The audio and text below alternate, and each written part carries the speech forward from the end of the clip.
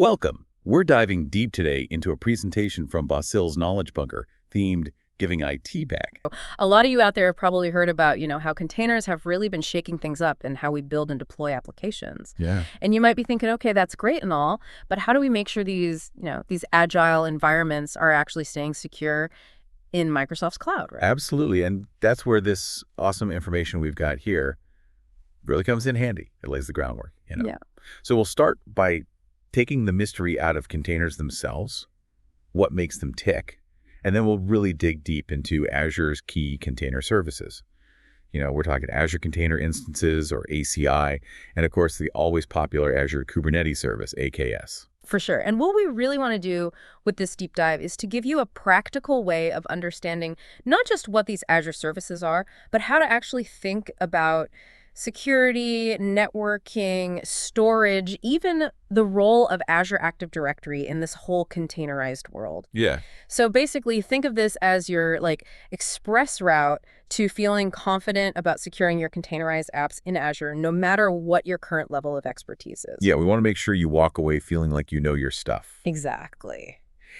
And to kick things off, I think a good analogy for containers would be, imagine you're ordering those individual ready-to-eat meals online.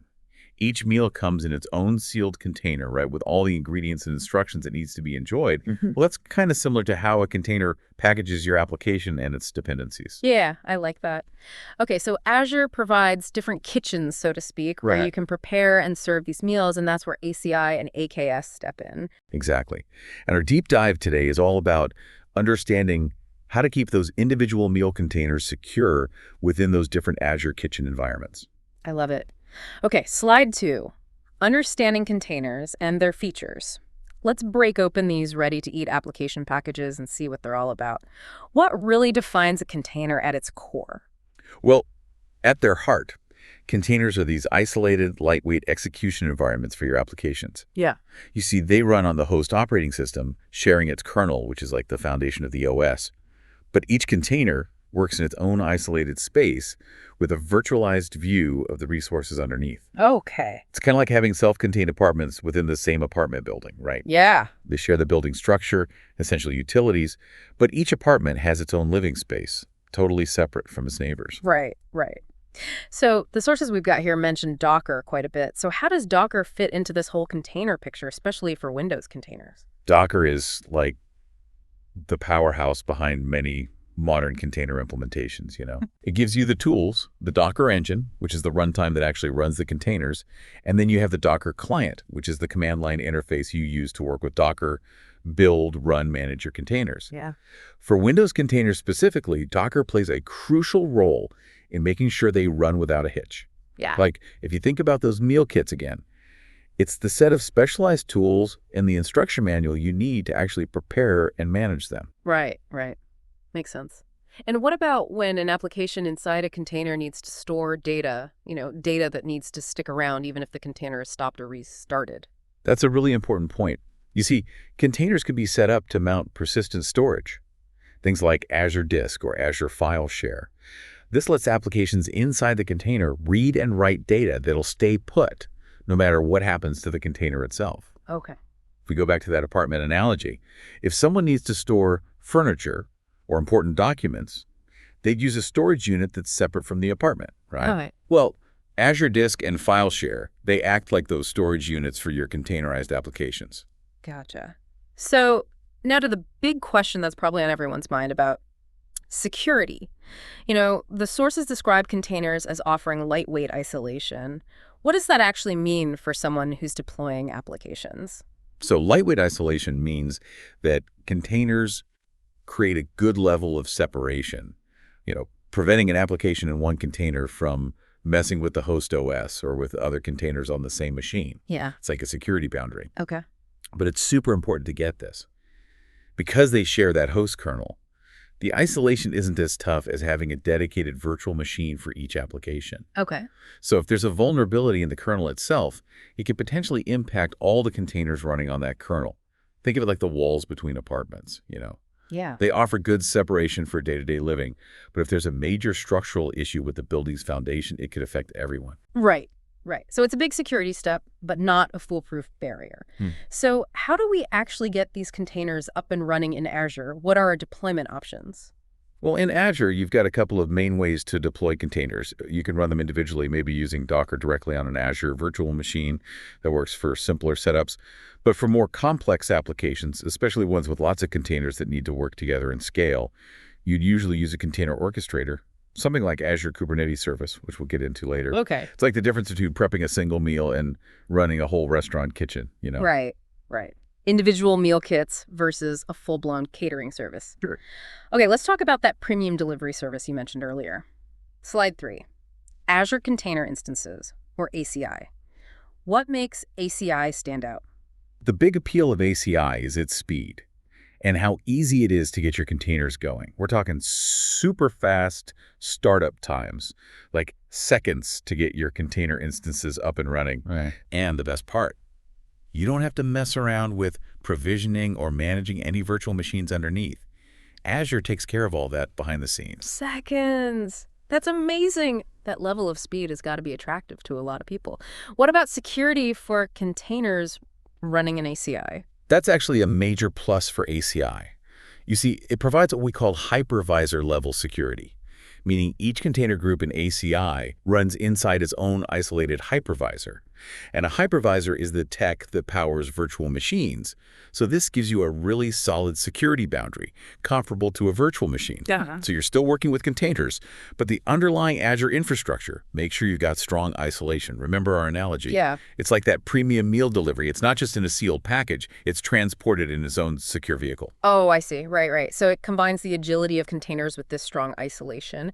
And what about how we allocate resources and how we're billed for ACI? ACI gives you tons of flexibility there. You can choose the exact number of CPU cores and the amount of memory your container needs.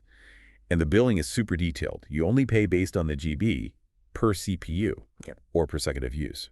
So it's really cost-effective for workloads that might fluctuate or don't run all the time. Okay. And just like we talked about with containers in general, ACI also supports persistent storage by directly mounting Azure file shares, which are backed by Azure Storage, giving your data a safe and lasting home. All right, so ACI sounds like a great option for quickly deploying individual containers, strong security, efficient billing. But where do we actually store the blueprints for these containers, the container images themselves? Slide 4, Azure Container Registry, or ACR. What's ACR all about? Think of ACR as your own private, secure, fully managed Docker image registry within Azure. It's the central hub where you keep and manage your Docker container images. Having your own private registry gives you complete control over who can access and download these images, which is super important for keeping your application deployments safe and secure. It's like having a secure digital pantry where you store all the recipes and ingredients for your apps, and you decide who gets the key. Right, security is definitely top of mind. What specific security features does ACR offer? ACR has a bunch of important security features. It's got built-in authentication, meaning you can control access to your registry using Azure Active Directory. Okay. So you can leverage your existing identity and access management setup. And even more importantly, ACR supports content trust through Docker image signing. This lets you digitally sign your container images, basically proving they haven't been tampered with since they were built and put into the registry.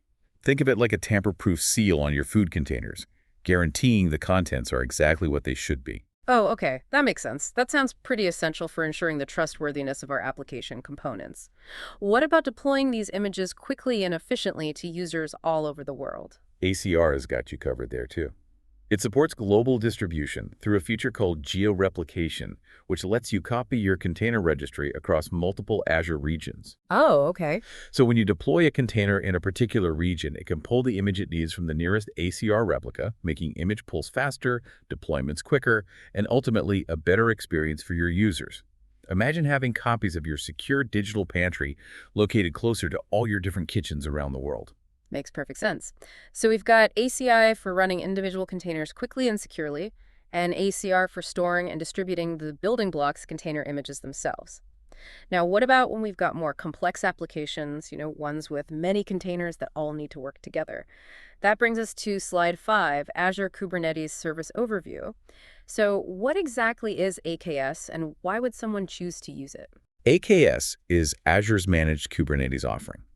Now, Kubernetes itself is this powerful open source platform made to automate the deployment, scaling, and management of containerized applications. Yeah. AKS takes away a lot of the headache of running a Kubernetes cluster. Yeah. It simplifies things, making it easier to deploy and manage complex applications with multiple containers at a larger scale. Yeah.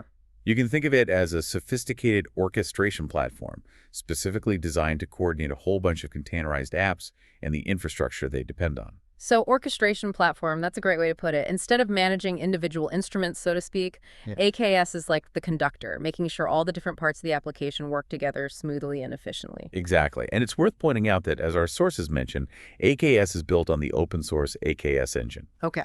This gives you a good level of underlying consistency and flexibility while still having the benefits of Azure's management, support, and integration with other Azure services. That's great. So AKS is what we use for managing these more intricate multi-container deployments. Let's get into how it's structured. Slide 6, AKS architecture and terminology. So this slide introduces a bunch of key components. What are these essential AKS cluster master components? Okay, so these master components are like the control plane of your AKS cluster. They're in charge of the overall state and behavior of the cluster. Okay. First, you have the API server, which is the front end and the central interaction point for the Kubernetes cluster. Okay. All commands and requests to the cluster go through the API server. It's kind of like the control tower at an airport. Wow. Then you've got etc., which is a super reliable distributed key value store that acts as the backing store for all the cluster's configuration data and state. Basically, it's the brain's long-term memory, holding all the crucial info about your cluster. Control tower and long-term memory. I'm starting to get the picture here. What are the other master components? Next is the scheduler, and its job is to figure out which of your worker nodes, which are the actual virtual machines where your containers run, is the best place to run a particular application container. Okay. It looks at things like resource availability and other constraints. Think of it like the assignment manager in a factory, deciding which machine is best for each task. Mm-hmm. Finally, there's the controller manager, and this is a group of controller processes that constantly watch the state of the cluster and work to make sure the desired state is maintained. They handle tasks like node management, replication, endpoint creation, that sort of thing. They're like the quality control team, making sure everything's running smoothly and as planned. So many important parts all working together. All right, the slide also introduces some key Kubernetes terminology. Let's start with pools. What are node pools in AKS? So node pools are basically groups of virtual machines within your AKS cluster that share the same configuration. Yeah. This lets you create different sets of nodes that are optimized for different types of workloads. For example, you might have a pool of more powerful VMs for your database and another pool of less expensive VMs for your front-end web servers. It's like having different sections in a factory, one area with heavy-duty machinery for making big parts, and another area with lighter equipment for assembly.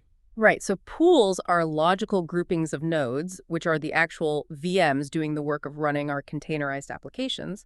And then we have pods. What are pods exactly? A pod is the smallest deployable unit in Kubernetes. It usually represents a single instance of your application, which could be one or more containers that are closely related and need to be managed as a unit. Okay.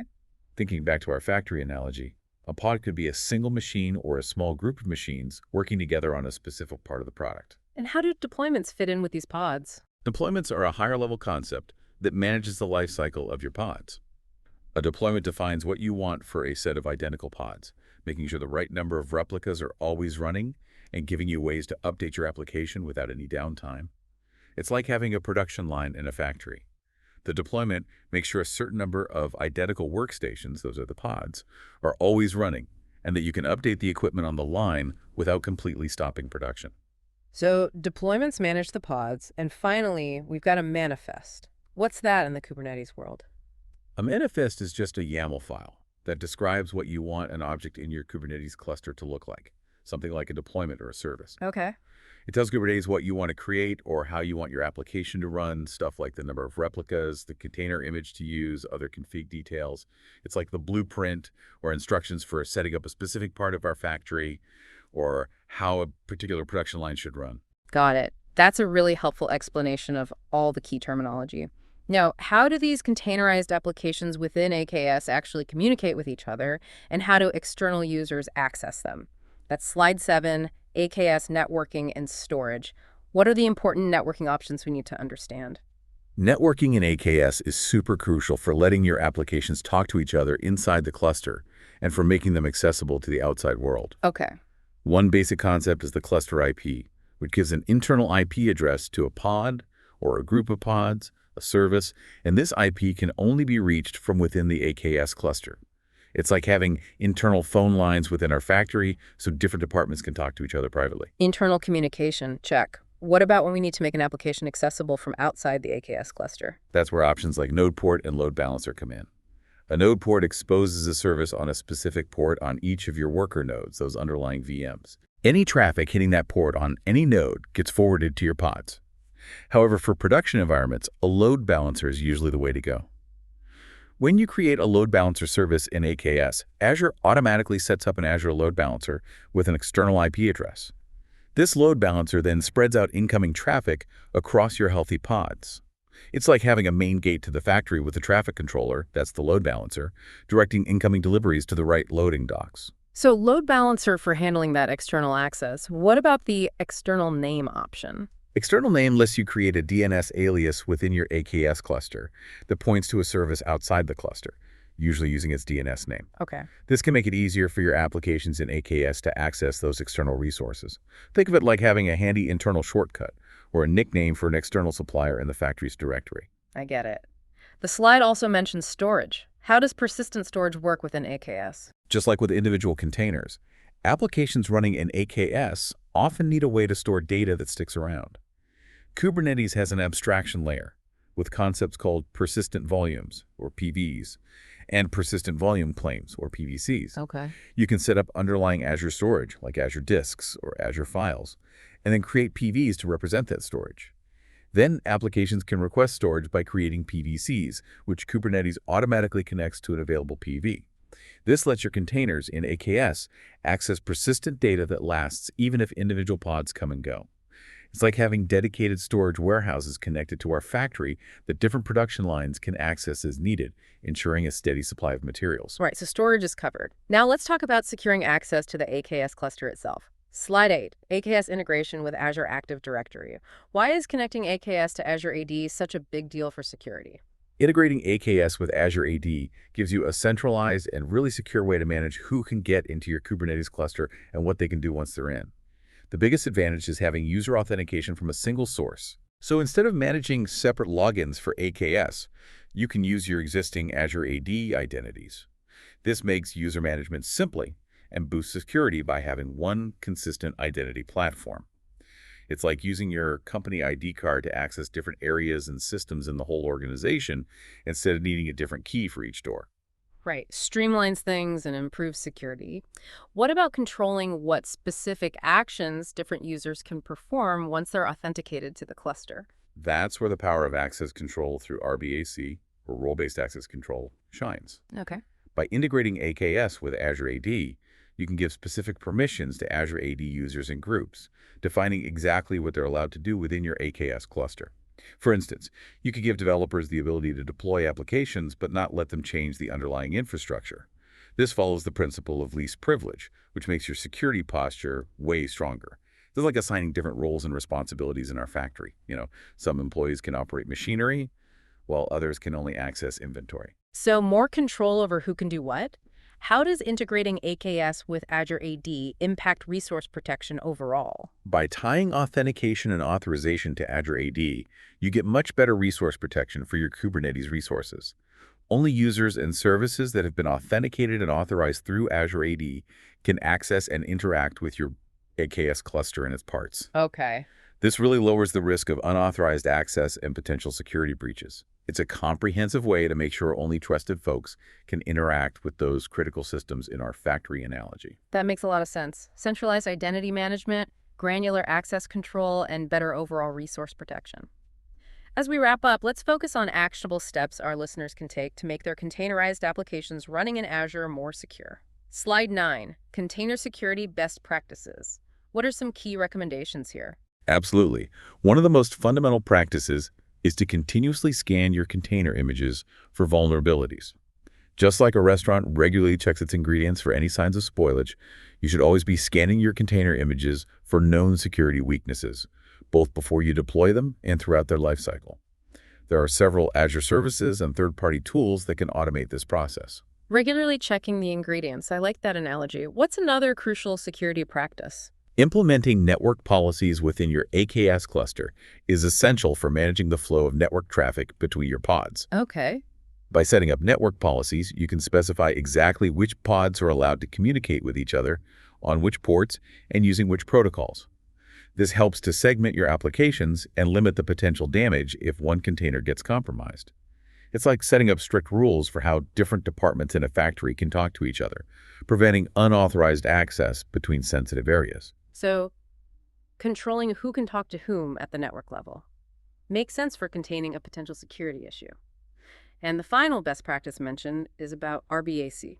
Yes, RBAC implementation to define those cluster roles and role bindings within AKS itself is super important, building upon that Azure AD integration we talked about. Okay. You want to define specific roles with only the permissions needed for different users, groups, and service accounts within your Kubernetes cluster. Then you link these roles to the right entities. This makes sure everyone only has the permissions they need for their tasks, following that principle of least privilege and making your overall security stronger. It's all about ensuring everyone in our factory has the right level of access for their job, nothing more. Continuous image scanning, network policies to manage communication, RBAC for fine-grained access control. Those are three really solid steps our listeners can take. Exactly. If you focus on these security best practices, you can significantly improve the security of your containerized applications running on Azure. Awesome. Well, that wraps up our deep dive into container security in Azure. Just to recap, we talked about how containers offer a lightweight and efficient way to package and deploy applications on Azure. We looked at Azure container instances for quickly deploying individual containers with strong hypervisor-level security, and then Azure Kubernetes Service for orchestrating those complex applications with multiple containers at scale. We also highlighted how important Azure Container Registry is for securely storing and distributing your container images. And throughout our conversation, we emphasized the importance of security, covering image scanning, network policies, and how Azure AD integration plays a key role in managing access. Our goal today was to give you a clear and practical understanding of container security basics within Azure. We hope this deep dive has cleared up some of the key concepts and given you a solid foundation to build on. And as you think about the advantages of containerization in Azure, here's a final thought to consider. What specific first steps will you take to either implement or improve your container security strategy, making sure your packaged applications stay secure and resilient within that Azure kitchen? Thanks for joining us for this deep dive.